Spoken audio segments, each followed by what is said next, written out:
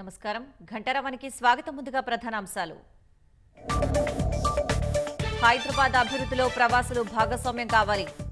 అమెరికాలోని IT services కంపెనీల ప్రతినిధులకు సీఎం పిలుపు.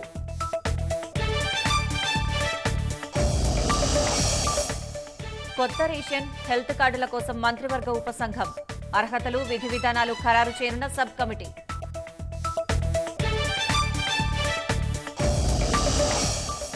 నేడు సుంకిశాల ప్రాజెక్టు పరిశీలనకు మంత్రులు. పంప్ హౌస్, రక్షణగోడ ఇతరాత్రాలపై ఆరా.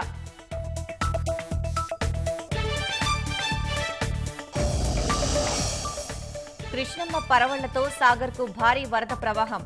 26 గేట్లు ఎత్తి దిగువకు విడుదల చేస్తున్న అధికారులు.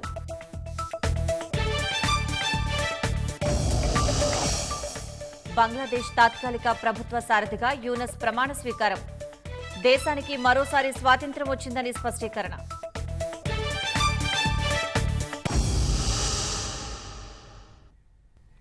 రాష్ట్రంలో పెట్టుబడులు పెట్టేందుకు ముందుకు రావాలని ముఖ్యమంత్రి రేవంత్ రెడ్డి అమెరికాలోని ఐటీ సర్వీసెస్ కంపెనీల ప్రతినిధులకు పిలుపునిచ్చారు. ఐటీ సంస్థల అసోసియేషన్, ఐటీ సర్వ్ అలయన్స్ సమావేశంలో ముఖ్యమంత్రితో పాటు మంత్రి శ్రీధర్ బాబు పాల్గొన్నారు. హైదరాబాద్ అభివృద్ధిలో భాగంగా చేపడుతున్న ప్రాజెక్టులో ప్రవాసులు భాగస్వామ్యం పంచుకోవాలని కోరారు. హైదరాబాద్లో ఇప్పుడు పెట్టుబడి పెట్టే ప్రతి రూపాయి తప్పకుండా భవిష్యత్తుకు పెట్టుబడిగా ఉపయోగపడుతుందని వివరించారు. రాబోయే దశాబ్దంలో హైదరాబాద్ను పునర్నిర్మించే భారీ వ్యూహంతో తమ ప్రభుత్వం ఫ్యూచర్ సిటీ, మెట్రో విస్తరణ, మూసీ పునరుజ్జీవన ప్రాజెక్టులను చేపట్టిందని మంత్రి శ్రీధర్ బాబు అన్నారు. హైదరాబాద్ను ఆర్టిఫిషియల్ ఇంటెలిజెన్స్ టెక్నాలజీ సెంటర్గా అభివృద్ధి చెందుతుందని, ప్రపంచ స్థాయి ప్రమాణాలున్న భవిష్యత్తు నగరంగా మారుతుందని స్పష్టం చేశారు. పెట్టుబడులే ఆకర్షణ లక్ష్యంగా అమెరికాలో ముఖ్యమంత్రి రేవంత్ రెడ్డి పర్యటన సాగుతోంది. New York, New Jersey, Washington DC, Dallas, టెక్సాస్లో పర్యటన పూర్తి చేసుకున్న రాష్ట్ర బృందం కాలిఫోర్నియా చేరుకుంది. ఇప్పటికే 10 కంపెనీలతో ఒప్పందాలు చేసుకోగా వెస్ట్ కోస్టులో పారిశ్రామికవేత్తలతో వరుస భేటీలకు సిద్దమయ్యారు. అమెరికా తర్వాత దక్షిణ కొరియాలోనూ పెట్టుబడుల అన్వేషణ కొనసాగనుంది. రాష్ట్రంలో పారిశ్రామిక పెట్టుబడులు సాధించేందుకు ముఖ్యమంత్రి రేవంత్ రెడ్డి అమెరికా పర్యటన కొనసాగుతోంది. ఇప్పటికే 5 రాష్ట్రాల్లో పర్యటన పూర్తి చేసుకున్న సీఎం బృందం కాలిఫోర్నియాకు చేరుకుంది. తెలంగాణలో ఐటీ, పట్టణాభివృద్ధి, హైదరాబాద్ 4వ దశ అభివృద్ధిపై ప్రత్యేకంగా దృష్టి సారించారు. ఇప్పటి వరకు 10 కంపెనీలు రాష్ట్రంలో పెట్టుబడులు విస్తరణకు ముందుకొచ్చాయి. ప్రముఖ ఐటీ సంస్థ కాగ్నిజెంట్ 10 లక్షల చదరపు అడుగుల విస్తీర్ణంలో కొత్త సెంటర్ నెలకొల్పేందుకు అంగీకారం తెలిపింది. కొత్త కేంద్రంలో సుమారు 15,000 ఉద్యోగాలు వస్తాయని కాగ్నిజెంట్ పేర్కొంది. వీహబ్లో $5 మిలియన్ పాటు స్టార్టప్లలో 100 మిలియన్ల పెట్టుబడికి వాల్ష్ కార్రా హోల్డింగ్స్ అంగీకరించింది. హైదరాబాద్లో artificial intelligence innovation and delivery centre నెలకొల్పేందుకు ట్రైజిన్ టెక్నాలజీస్ సంసిద్ధత వ్యక్తం చేసింది. 6 నెలల్లో కార్యకలాపాలు ప్రారంభించి సుమారు 500 మందికి పైగా ఉద్యోగాలు కల్పించనున్నట్లు ట్రైజిన్ టెక్నాలజీస్ తెలిపింది. సుమారు 1000 కోట్లతో బయో ఇథనాల్ తయారీ సంస్థ ఏర్పాటుకి స్వచ్ఛ బయో ముందుకొచ్చింది. రాష్ట్రంలో సుమారు 500 మందికి ఉద్యోగాలు కల్పించేలా రోజుకు 250 కిలోలీటర్ల సామర్థ్యంతో 2వ తరం బయో ఇంధన ప్లాంటు నెలకొల్పనున్నట్లు ఆ కంపెనీ వెల్లడించింది.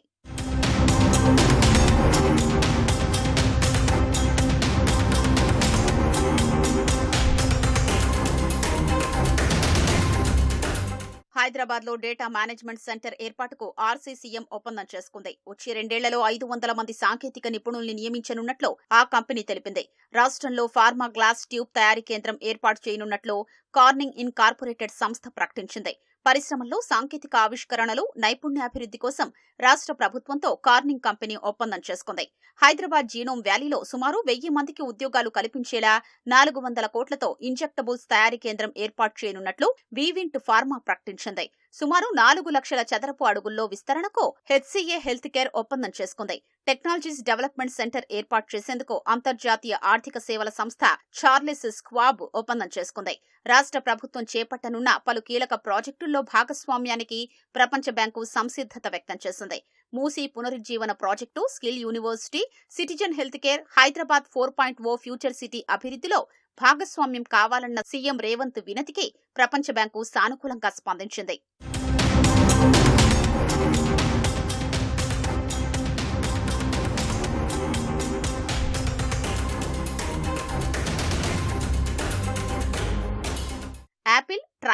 ఔరం, అమెజాన్, గూగుల్ తదితర కంపెనీల ప్రతినిధులతో చర్చించేలా రేవంత్ రెడ్డి బృందం ప్రణాళిక చేసుకుంది. ఆ తర్వాత దక్షిణ కొరియా వెళ్లి Yuyu Pharma, Hyundai Motors, Samsung, LG ప్రతినిధులతో చర్చలు జరిపి ఈ నెల 14న సీఎం బృందం తిరిగి హైదరాబాద్ రానుంది.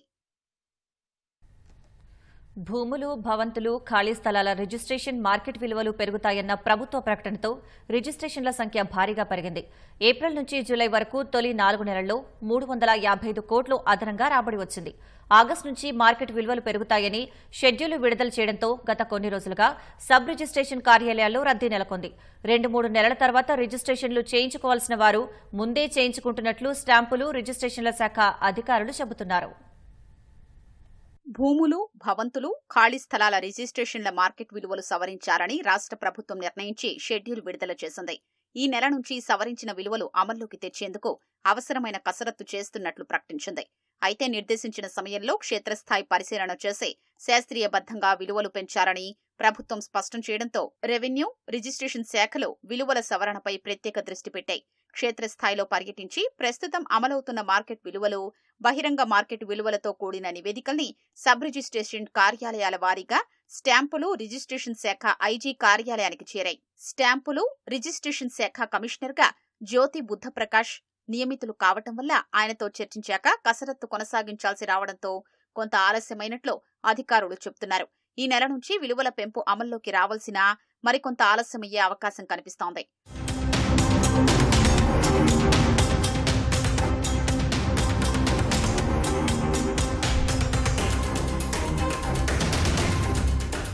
మార్కెట్ విలువల పెంపునకు ప్రభుత్వం ముందస్తుగా షెడ్యూల్ విడుదల చేసి ఉండడం, కసరత్తు శరవేగంగా సాగుతుండటంతో క్రయ విక్రయాలు జోరందుకున్నాయి. ఆగస్టు నుంచి ధరలు పెరుగుతాయని తెలియడంతో ముందే రిజిస్ట్రేషన్ చేయించుకునేందుకు పలువురు ఆసక్తి చూపడంతో కొన్ని రోజులుగా సబ్ రిజిస్ట్రార్ కార్యాలయాల్లో రద్దీ నెలకొంది. 2023-24 ఆర్థిక ఏడాదిలో తొలి 4 నెలల్లో 4771.61 కోట్ల రాబడి రాగా 2024-25 ఆర్థిక ఏడాదిలో అదే 4 నెలల్లో 5126.77 కోట్ల ఆదాయం వచ్చినట్లు గణాంకాలు స్పష్టం చేస్తున్నాయి. అంటే 4 నెలల్లో ఏకంగా 354.96 కోట్లు అదనంగా రాబడి వచ్చినట్లు అధికారిక వర్గాలు తెలిపాయి.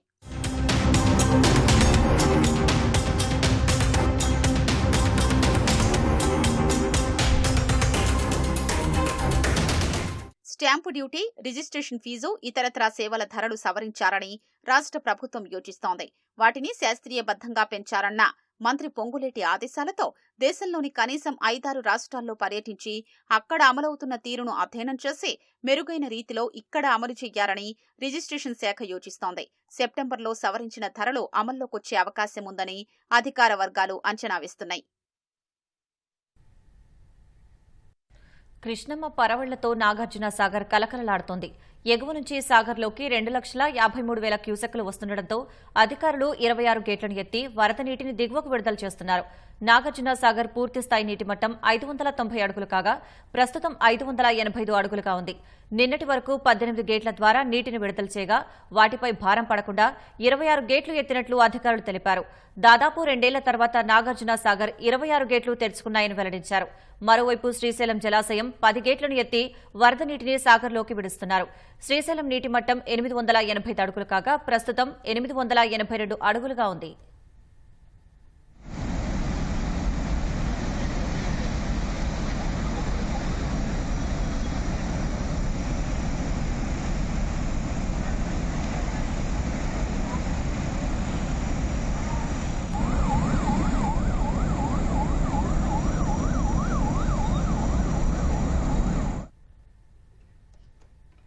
నాగార్జునసాగర్ జలాశయంలో భారీగా వరద రావడంతో ఒత్తిడి పెరిగి సుంకిశాల ప్రాజెక్టు సైడ్ వాల్ కూలిపోయిందని జలమండలి స్పష్టం చేసింది.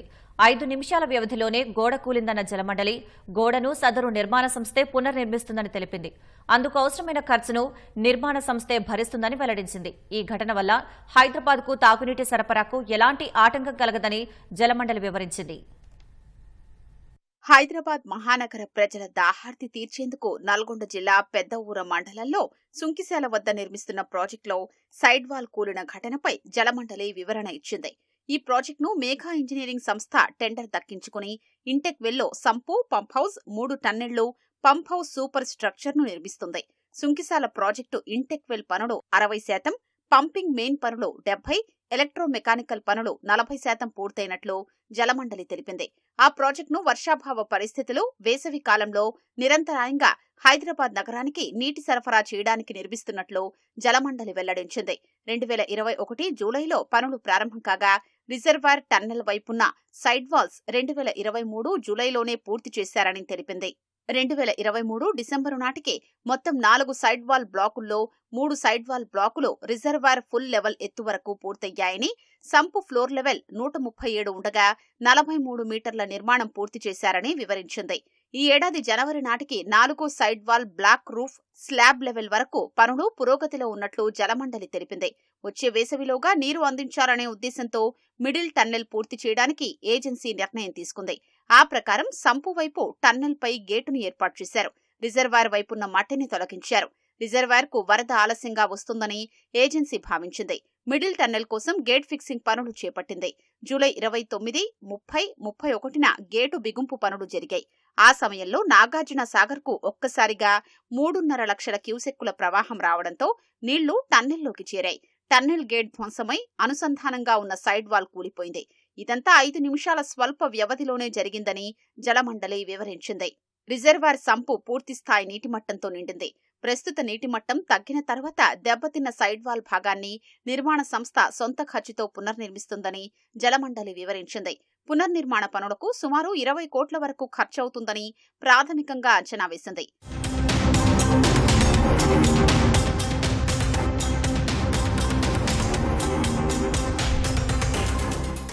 ఆ ఘటనపై బోర్డు స్థాయిలో ఉన్నత ఇంజనీర్లతో ఒక విచారణ కమిటీ ఏర్పాటు చేసినట్లు జలమండలి స్పష్టం చేసింది. విచారణా సభ్యులుగా Jalamandali ED, revenue director, project director ఉంటారని ప్రకటించింది. కమిటీ నివేదిక ఆధారంగా చర్యలు తీసుకుంటారని, మార్చిలో పూర్తి చెయ్యాలి అనుకున్న పనులు మరో 2 నెలలు ఆలస్యమయ్యే అవకాశం ఉందని జలమండలి అభిప్రాయపడింది. ఈ ఘటన వల్ల హైదరాబాద్ తాగునీటి సరఫరాకు ఎలాంటి ఆటంకం కలగదని, ప్రస్తుత సరఫరా వచ్చే ఏడాది వరకు యథావిధిగా కొనసాగుతుందని జలమండలి వెల్లడించింది. సూర్యాపేట జిల్లా నేరేడుచర్లలోని మిర్యాలగూడెం రోడ్డులో గృహాల్లోకి ఎన్ఎస్పీ కాలువ నీళ్లు వస్తున్నా అధికారులు పట్టించుకోవట్లేదని స్థానికులు ఆరోపిస్తున్నారు. సాగర్ కాలువ పొంగిపొర్లి స్థానికులు తీవ్ర ఇబ్బందులకు గురవుతున్నా కనీసం ఆ వైపు ఎన్ఎస్పీ అధికారులు చూడట్లేదంటూ గృహ యజమానులు ఆగ్రహం వ్యక్తం చేస్తున్నారు. కాలువ పక్కన సుమారు 40 నివాసాలు ఉన్నాయి. అన్ని గృహాల పరిస్థితి ఇలాగే ఉందంటూ బాధితులు ఆవేదన వ్యక్తం చేస్తున్నారు. కాలువ నీళ్లు చేరడంతో ఉండడానికి వీలులేక దోమలు, ఈగల వల్ల వైరల్ జ్వరాలు వచ్చే అవకాశముందంటూ భయపడుతున్నారు. ఇప్పటికైనా అధికారులు స్పందించి నీటిని తొలగించి జనావాసాల్లోకి నీళ్లు రాకుండా చూడాలని స్థానికులు కోరుతున్నారు. రాష్ట్రంలో కొత్త రేషన్ కార్డులు, హెల్త్ కార్డుల జారీ కోసం మంత్రివర్గ ఉపసంఘం ఏర్పాటైంది. పౌర సరఫరాల శాఖ మంత్రి ఉత్తమ్ కుమార్ రెడ్డి చైర్మన్ గా, దామోదర రాజనరసింహ, పొంగులేటి శ్రీనివాసరెడ్డి సభ్యులుగా మంత్రివర్గ ఉపసంఘం ఏర్పాటు చేశారు. ఇటీవల కేబినెట్ నిర్ణయం మేరకు సీఎస్ శాంతకుమారి ఉత్తర్వులు జారీ చేశారు. కొత్త రేషన్ కార్డులు, హెల్త్ కార్డుల జారీకి అర్హతలు, విధి విధానాలను మంత్రివర్గ ఉపసంఘం సిఫారసు చేస్తుంది. రేషన్ కార్డులు, ఆరోగ్యశ్రీ కార్డులను వేరువేరుగా ఇవ్వాలని ప్రభుత్వం భావిస్తోంది. రేషన్ కార్డుల కోసం వార్షిక ఆదాయం, భూ పరిమితి తదితర అంశాలపై సబ్ కమిటీ అధ్యయనం చేయనుంది.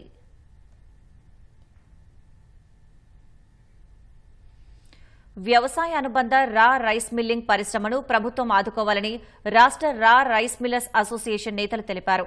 హైదరాబాద్ సోమాజిగూడ ప్రెస్ క్లబ్లో ఏర్పాటు చేసిన మీడియా సమావేశంలో ఆ సంఘం నేతలు వారి సమస్యలను వివరించారు. రాష్ట్ర స్థాయిలో రైస్ మిల్లర్ల అసోసియేషన్ ఉన్నప్పటికీ తమకు నామమాత్రపు గుర్తింపు కూడా లేదని వాపోయారు. రా రైస్ మిల్లర్లు ఎదుర్కొంటున్న సమస్యలను త్వరలోనే ముఖ్యమంత్రి, మంత్రుల దృష్టికి తీసుకెళ్తామని వెల్లడించారు. గత 30-40 సంవత్సరాల నుంచి కూడా రా రైస్ మిల్లుకు యూనియన్లు లేవు. అందులో మెడి చేసుకున్న జిల్లాలు కొన్ని ఉన్నాయి, లేని జిల్లాలు కొన్ని ఉన్నాయి. దానివల్ల సామాన్య రా రైస్ మిల్లు ఓనర్లకు చాలా ఇబ్బందుల పాలు ఎదురవుతారు. రైతు పంట పండిస్తాడు, దాన్ని మేము మిల్లింగ్ చేయాలి. మిల్లింగ్ చేస్తేనే ఈ రోజు మన ప్రజలు తింటారు. అలాంటి రైస్ మిల్స్ ఇండస్ట్రీని సవాలక్ష సమస్యలతో సతమతమవుతూ మా యొక్క రా రైస్ మిల్లర్స్ మనుగడ కష్టాతీతమవుతోంది. మా 2500 రైస్ మిల్ల మీద గ్రామీణ యువతకు ఉపాధి కలుగుతుంది.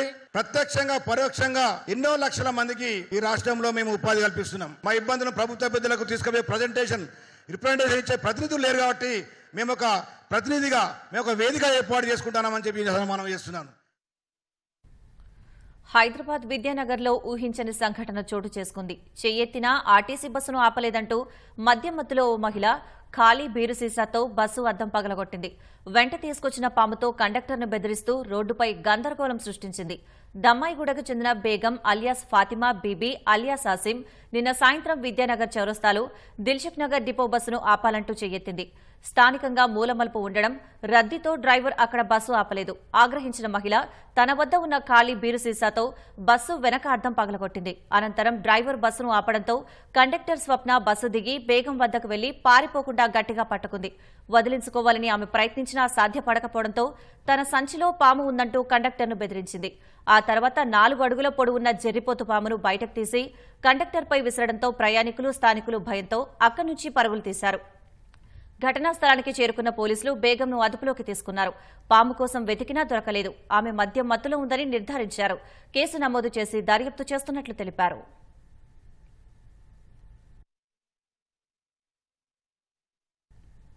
ఇద్దరు సైబర్ మోసగాళ్లను కరీంనగర్ సైబర్ క్రైమ్ పోలీసులు అదుపులోకి తీసుకున్నారు. ఉమ్మడి తెలుగు రాష్ట్రాలతో పాటు ఢిల్లీ, హిమాచల్ ప్రదేశ్, కర్ణాటక, మహారాష్ట్ర, రాజస్థాన్, తమిళనాడు రాష్ట్రాల్లో 23 కేసుల్లో నిందితులుగా ఉన్న ఘరానా మోసగాళ్లను చాకచక్యంగా పట్టుకున్నారు. రాజస్థాన్ బేవార్కు చెందిన నందకిషోర్, దీపక్ వైష్ణవ్లను అరెస్ట్ చేశారు. కరీంనగర్కు చెందిన బాధితుడు గజంగి సత్తయ్యను వాట్సాప్ ద్వారా స్టాక్ మార్కెట్లో పెట్టుబడులు పెట్టాలని ప్రలోభపెట్టి 46 లక్షల రూపాయలు కాజేశారు. మే 6 నుంచి 18 వరకు, జూన్ వరకు 11 పర్యాయాలు ఆర్టీజీఎస్, యూపీఐ, నెఫ్ట్ ద్వారా 46,11,000 రూపాయలు కాజేశారు. నిందితుల నుంచి కొన్ని పత్రాలతో పాటు సెల్ ఫోన్లు స్వాధీనం చేసుకున్న కరీంనగర్ సైబర్ క్రైమ్ పోలీసులు బేవార్ మెజిస్ట్రేట్ ముందు హాజరుపరిచి ట్రాన్సిట్ వారెంట్పై కరీంనగర్ కోర్టులో హాజరుపరచనున్నారు. నిందితులు మొత్తం 23 సైబర్ నేరాలకు పాల్పడినట్లు ప్రాథమిక సమాచారం ఉన్న దృష్ట్యా ఇద్దరిని పోలీస్ కస్టడీకి తీసుకునే అవకాశం ఉంది. ప్రముఖ పాప్ గాయని టేలర్ స్విఫ్ట్ కాన్సర్ట్లో విధ్వంసం సృష్టించేందుకు పథక రచన చేసిన ఇద్దరు నిందితులను ఆస్ట్రియా పోలీసులు అరెస్ట్ చేశారు. కన్సర్ట్ నిర్వహించే స్టేడియం వెలుపల వీలైనంత మందిని చంపేందుకు నిందితుల్లో ఒకడైన 19 ఏళ్ల యువకుడు కుట్ర చేశాడని దర్యాప్తు అధికారులు వెల్లడించారు. అతడు ఇస్లామిక్ స్టేట్ గ్రూప్, అల్ ఖైదా వంటి ఉగ్ర సంస్థల భావాజాలానికి ఆకర్షితుడయ్యారని తెలిపారు. భద్రతా కారణాలతో టేలర్ స్విఫ్ట్ కన్సర్ట్లను అధికారులు ఇప్పటికే రద్దు చేశారు.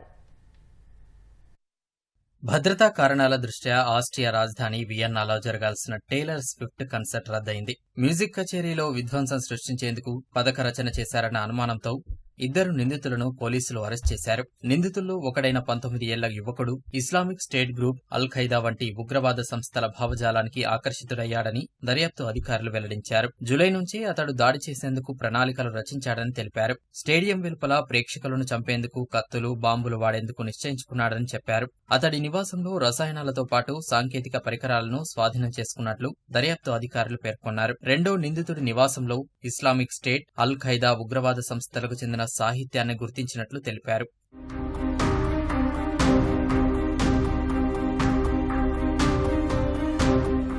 షెడ్యూల్ ప్రకారం వియన్నాలోని ఎర్నస్ట్ హప్పెల్ స్టేడియంలో గురు, శుక్ర, శనివారాల్లో టేలర్ స్విఫ్ట్ కన్సర్ట్ జరగాల్సి ఉంది. 3 రోజులకు టికెట్లన్నీ అమ్ముడుపోయినట్లు ఈవెంట్ ఆర్గనైజర్లు తెలిపారు. ఒక్కో కన్సర్ట్ కు స్టేడియం లోపల 65,000 మంది, వెలుపల 30,000 మంది వీక్షించే అవకాశం ఉందని వెల్లడించారు. టికెట్లు బుక్ చేసుకున్న వారందరికీ 10 రోజుల్లో డబ్బులు తిరిగి ఇవ్వనున్నట్లు పేర్కొన్నారు. టేలర్ స్విఫ్ట్ కన్సర్ట్లను ప్రత్యక్షంగా వీక్షించేందుకు ఇప్పటికే వేలాది మంది అభిమానులు వియన్నా చేరుకున్నారు. ఒకరోజు ముందే కన్సర్ట్ను రద్దు చేయడంతో విదేశాల నుంచి ముందే వచ్చిన వారు నిరాశ చెందుతున్నారు. ఈరాస్ టూర్లో భాగంగా టేలర్ స్విఫ్ట్ ఐరోపాలో కన్సర్ట్లను నిర్వహిస్తోంది. తదుపరి కన్సర్ట్ ఆగస్టు 15 నుంచి 20 వరకు లండన్లో జరగనుంది.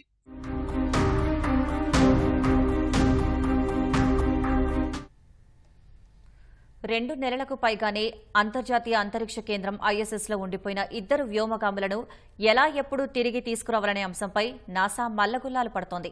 Butch Wilmore, Sunita Williams June ఆరంభం నుంచే ISSలో ఉన్నారు. బోయింగ్ స్టార్ లైనర్లో థ్రస్టర్లు పైలట్లను సురక్షితంగా భూమిపైకి తీసుకొస్తాయనే విశ్వాసం నాసాకు కలగకపోతే ఇద్దరు వ్యోమగాములు వచ్చే ఏడాది అక్కడే ఉండాల్సి వస్తుంది. విల్మోర్, సునీత ప్రయాణించిన బోయింగ్ స్టార్ లైనర్ జూన్ 5న నింగిలోకి పంపడానికి ముందే ప్లంబింగ్లో లీక్ అయింది. చిన్న హీలియం లీక్గా గుర్తించి సరిచేసి ఐఎస్ఎస్కు పంపారు. కానీ స్టార్ లైనర్ అంతరిక్ష కేంద్రానికి చేరుకున్నప్పుడు మరో 4 లీకులు బయటపడ్డాయి. 5 థ్రస్టర్లు కూడా విఫలమయ్యాయి. ఇప్పుడు 2 వ్యోమగాములను తీసుకురావడానికి స్టార్ లైనర్కు ప్రత్యామ్నాయంగా ఎలాన్ మస్క్కు చెందిన స్పేస్ ఎక్స్ సంస్థ రాకెట్ను పంపే అంశాన్ని పరిశీలిస్తున్నారు. ఏం చేయాలో వచ్చే వారం నాసా నిర్ణయం తీసుకునే అవకాశం ఉంది.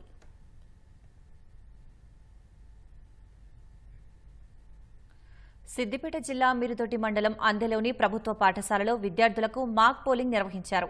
స్థానిక సంస్థల ఎన్నికలపై అవగాహన కల్పించేందుకు నమూనా పోలింగ్ నిర్వహించామని ప్రధాన ఉపాధ్యాయులు తెలిపారు. విద్యార్థులు గ్రామ సర్పంచ్గా, వార్డు సభ్యులుగా బరిలో నిలిచారు. మిగతా విద్యార్థులు క్యూ లైన్లో నిలబడి తమ ఓటు హక్కును వినియోగించుకున్నారు.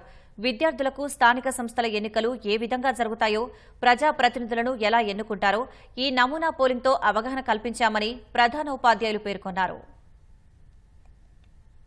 చాలా బాగా ప్రచారం చేశారు. పాఠశాల గురించి వాళ్ళు ఏమేమి చేయాలనుకున్నారో అవన్నీ కూడా చేశారు. వాళ్ళ యొక్క లక్ష్యం కానీ వ్యూహం కానీ చాలా బాగుంది. పాఠశాల అభివృద్ధికి ఏమేమి చేయాలో వాటన్నిటికీ స్వచ్ఛందంగా వాళ్ళు మనపూర్వకంగా చెప్పినటువంటి విధానం ముందు ముందు భవిష్యత్తుకి చాలా ఉపయోగపడుతుంది. పాలనా పగ్గాలు మారడం ద్వారా బంగ్లాదేశ్కు మరోసారి స్వాతంత్ర్యం వచ్చిందని, దీనిని కాపాడుకోవాలని తాత్కాలిక ప్రభుత్వ సారథి, నోబెల్ పురస్కార గ్రహీత మహ్మద్ యూనస్ పిలుపునిచ్చారు. బంగ్లాదేశ్లో రాజకీయ సంక్షోభం నెలకొన్న నేపథ్యంలో తాత్కాలిక ప్రభుత్వం సారథిగా గత రాత్రి యూనస్ ప్రమాణ స్వీకారం చేశారు. ఆ దేశ అధ్యక్ష కార్యాలయం బంగభవన్లో యూనస్తో దేశ అధ్యక్షుడు మొహమ్మద్ షహాబుద్దీన్ ప్రమాణం చేయించారు. ప్రధానమంత్రి హోదాకు సమానమైన ముఖ్య సలహాదారుగా యూనస్ వ్యవహరిస్తారు. ప్యారిస్ నుంచి ఢాకా చేరుకున్న ఆయన ఈ మేరకు ప్రమాణ స్వీకారం చేశారు. అనంతరం విలేకరులతో మాట్లాడిన యూనస్ పౌరుల భద్రతకు పెద్దపీట వేయాల్సిన అవసరం ఉందన్నారు. వారిపై దాడుల్ని ఆపడం ప్రథమ కర్తవ్యమని పేర్కొన్నారు. దాడులు, అల్లర్లకు అడ్డుకట్ట వేసి దేశ పునర్నిర్మాణాన్ని చేపట్టాలని, దానికోసం ప్రజలు తనకు సహకరించాలని కోరారు. షేక్ హసీనాను గద్దె దించేలా నిరసన ఉద్యమం నడిపారంటూ విద్యార్థులకు కృతజ్ఞతలు తెలిపిన యూనస్ భావోద్వేగానికి గురయ్యారు.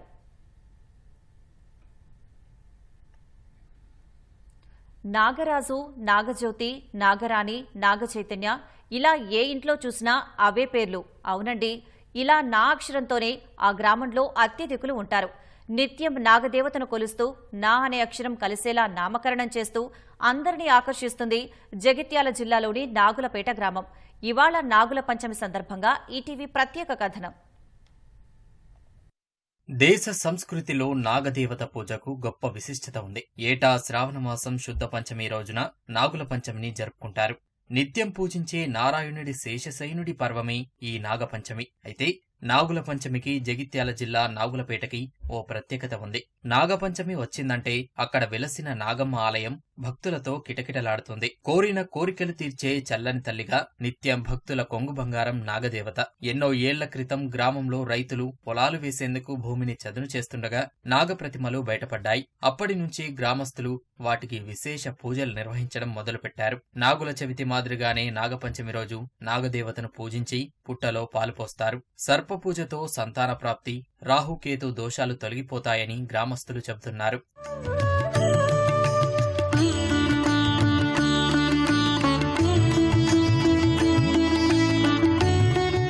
నాగులపేటలో వెలిసిన నాగదేవతను దర్శించుకునేందుకు ఏటా భారీగా భక్తులు తరలివస్తుంటారు. ఉద్యోగం, ఉపాధి, సంతానం, కళ్యాణ సమస్యలు తొలగిపోవాలని భక్తులు పూజలు నిర్వహిస్తుంటారు. ఈ గ్రామంలో పుట్టిన పిల్లలకు నా అనే అక్షరం వచ్చేటట్లు నామకరణం చేస్తుంటారు. ఏ ఇంట చూసినా నా అక్షరంతోనే మొదలైన పేర్లే ఉంటాయని గ్రామస్తులు చెబుతున్నారు. ప్రతి సోమవారం అమ్మవారికి ప్రత్యేక అభిషేకాలు నిర్వహించాక ఆలయ ఆవరణలో అన్నదాన కార్యక్రమం ఉంటుందని ఆలయ కమిటీ సభ్యులు చెబుతున్నారు. ఈ పవిత్రమైన రోజున నాగదేవతలకు పాయసం, పాలు నైవేద్యంగా సమర్పిస్తామని తెలిపారు. రోజంతా ఉపవాస దీక్షను పాటిస్తామని వెల్లడించారు. పుట్టిన పిల్లలకు నాగులమ్మ అని నాగరాజా అని పేరు పెట్టుకుంటున్నాం. మగ పిల్లలకు మాకు అంతా మంచిగా జరుగుతుంది. నవలమ్మ గుడి కాడ ప్రతి సోమవారం ఇక్కడ పూజలు జరుగుతాయి. ఇక్కడ ప్రజలంతా నవలమ్మని బాగా కొలుస్తాం. నవలపేటలో నవలమ్మ గుడి కాడ సంతానం లేని వాళ్ళు నా అనే అక్షరం మీద బాగా మంది పేర్లు పెట్టుకునే వాళ్ళు కూడా ఉన్నారు. మాకు అనుకూలమైనది. మాకు ఏదైనా జరిగినప్పుడు ఇక్కడికి వచ్చి పోతాం. మేము ప్రతి సంవత్సరం జాతరకు వస్తాము. నా పుట్టల పాలు పోస్తాను. నాగుల పంచమికి పుట్టల పాలు పోయేస్తాము. ఎవరు ఏం కోరుకున్నా కానీ ఎలాంటి ఏం కోరుకున్న సంతానం కానీ ఎలాంటి ఇబ్బందులు ఉన్నా కానీ కోరుకున్నా కానీ ఇక్కడ జరగడం జరుగుతుంది. చాలా మంది అనుకూలంగా వస్తారు. మా విలేజ్లో ఎక్కువ శాతం నా పేరు మీదనే పేర్లు ఉండడం జరుగుతుంది. విదేశాలకు వెళ్లి గల్ఫ్లో మంచిగా జరగాలని చెప్పి మొక్కుకున్నాము. కోరుకున్న కోరికలు నెరవేరాలని మళ్ళీ పూజించగలుగుతున్నాం. ఇక్కడ సంతానం కలగని వారికి సంతానం కావడం, పెళ్లి కావని వాళ్ళకు పెళ్లి కావడం, కోరికలు నెరవేరడానికి మంచి దైవ భక్తి ఇక్కడ ఉంది. ప్రతి సంవత్సరము ఉగాది తర్వాత పంచమి నాడు ఇక్కడ జాతర జరుపుతాం.